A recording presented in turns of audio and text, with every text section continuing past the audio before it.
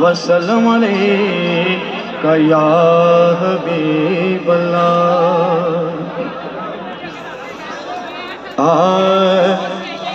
عرش کی عقل دنگ ہے، چرخ میں آسمان ہے،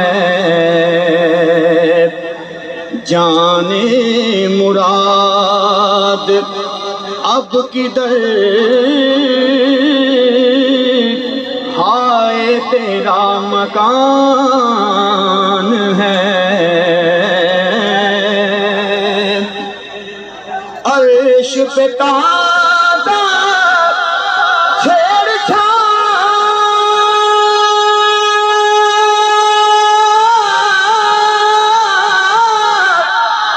فرش پہ طرفہ بومدان،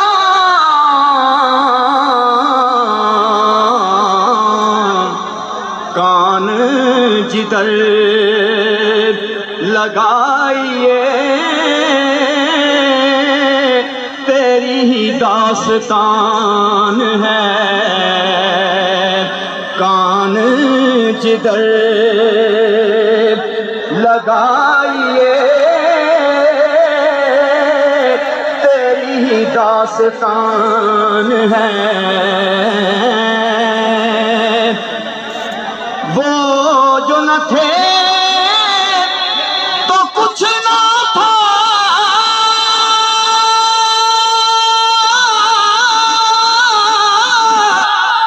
وہ جو نہ ہو تو کچھ نہ ہو،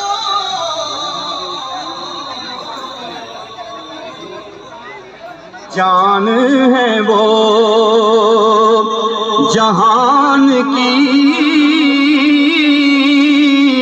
جان ہے تو جہان ہے،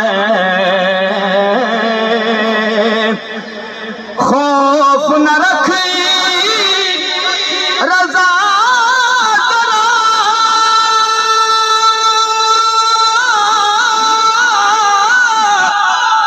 تو تو ہے مصطفیٰ،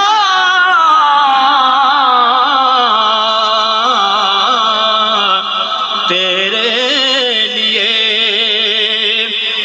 امان ہے، تیرے لیے امان ہے۔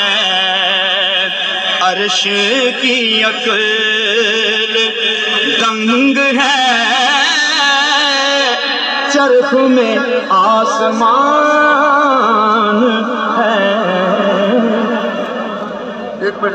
جو جو کرامات کا مجھ سے صدور ہوا ہے اور جو جو تیرے معجزے ظہور نما ہوئے ہیں، اے میرے بیٹے جو کچھ میں نے دیکھا ہے وہ یہ ثابت کرنے کے لیے کافی ہے فَأَنْتَ مَبْعُوثٌ إِلَى الْآنَامِ کہ اللہ کریم نے تمہیں سارے جہانوں کی رحمت بنا کے بھیجا ہے، سب کی طرف مبعوث کیا ہے۔ میں تمہیں وصیت کرتی ہوں اللہ انہاک عن الاسنام، میرے بیٹے اللہ تجھے بتوں سے محفوظ رکھے۔ اور پھر وہ وقت بھی آیا جب آمینہ کے لال مدینہ طیبہ میں جلوہ گر ہوئے اور مجلس حسان جن کے نام پہ بنی ہے وہ حضرت حسان بن ثابت رضی اللہ تعالیٰ عنہ وہ بارگاہ نبی میں حاضر ہوتے ہیں۔ میرے سرکار نے فرمایا ما يمنع الذين نصروا الله ورسوله بأسلحتهم أن ينصروه بألسنتهم۔ اے میرے صحابہ تمہیں کیا ہو گیا ہے؟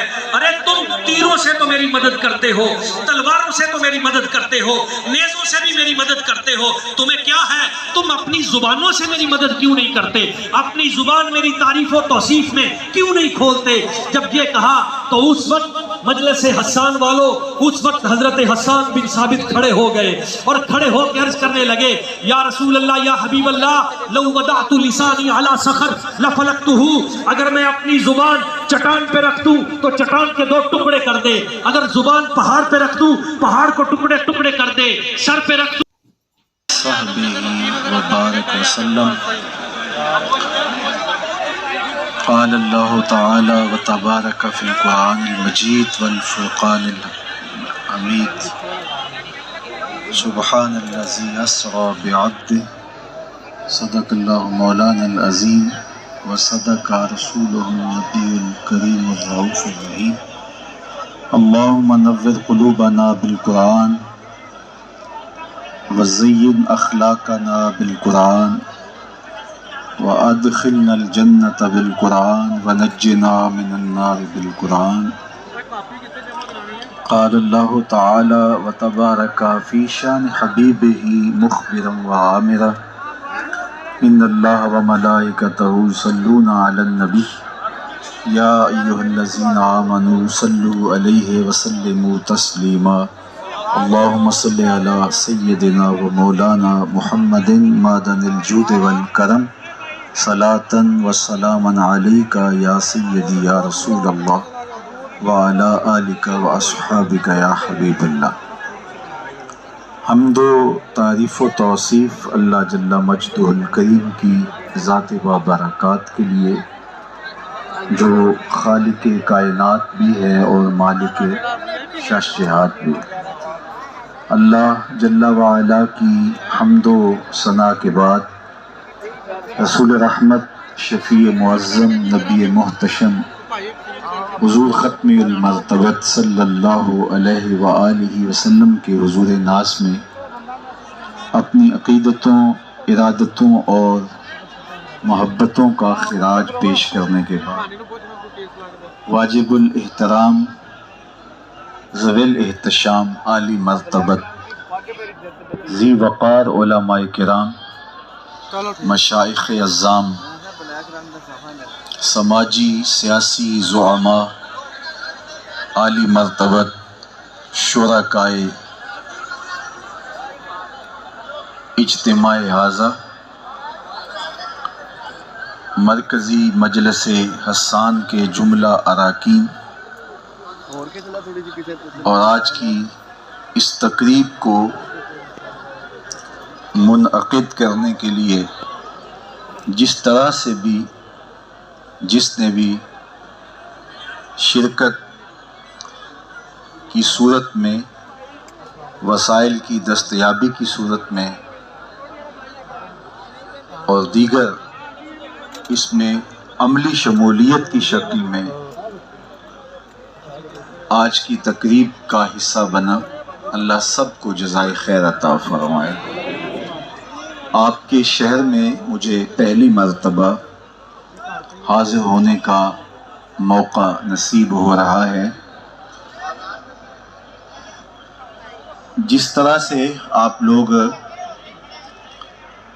محو تکلم ہیں تو میں گفتگو اس طرح سے نہیں کر پاؤں گا، چونکہ پرجوش خطابت کا انداز میں نہیں رکھتا.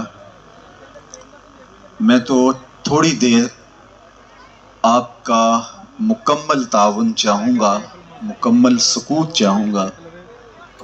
اثر کرے نہ کرے سن تو لے میری فریاد، نہیں ہے داد کا طالب یہ بندہ آزاد. پرجوش نعروں میں خطاب یہ بھی ایک فن ہے جو ہمارے عالی مرتبت علماء جانتے ہیں، میں لیکن آشنا نہیں ہوں.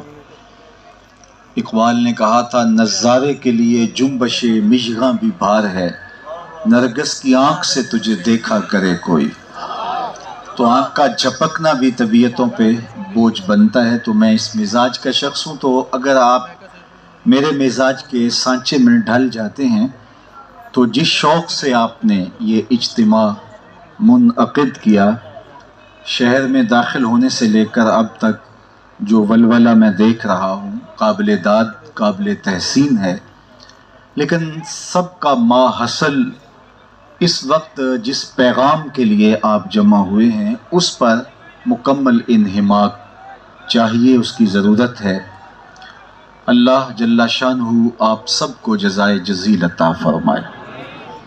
میں خراج تحسین پیش کروں گا اس عالمی شہرت یافتہ ثنا خوان رسول کو کہ آج یہ شہر جن کے نام کے ساتھ یوں جڑا ہے کہ ہارون آباد کا نام لیں تو قاری زبیر رسول رحمۃ اللہ تعالی علیہ یاد آتے ہیں، اور جب ان کا کوئی نام لے تو اس شہر کی یاد آتی ہے. میں اگر بچپن کی یادوں کو تازہ کروں تو ابھی شعور کی آنکھ کھولی ہی تھی کہ مولا یصلی وسلم دائماً آبادہ کی صدائیں کانوں سے ٹکرائیں، اور وہ پرسوز لہجہ اور وہ دل آویز انداز، آنکھیں بند ہیں آنسو بہہ رہے ہیں اور لبوں پر حضور کی نعت کا نغمہ ہے۔ یہ شوق تھا کہ کبھی ان کی قبر پہ تربت نور پہ حاضر ہوں، لیکن وقت کی رفتار چونکہ اتنی تیز ہے تو آرزو کے باوجود بھی حاضر نہیں ہو سکا۔ تو آج اللہ کی توفیق سے آپ لوگوں کے اسرار پر، مجلس حسان کے ان دوستوں کے اسرار پر، اس سے قبل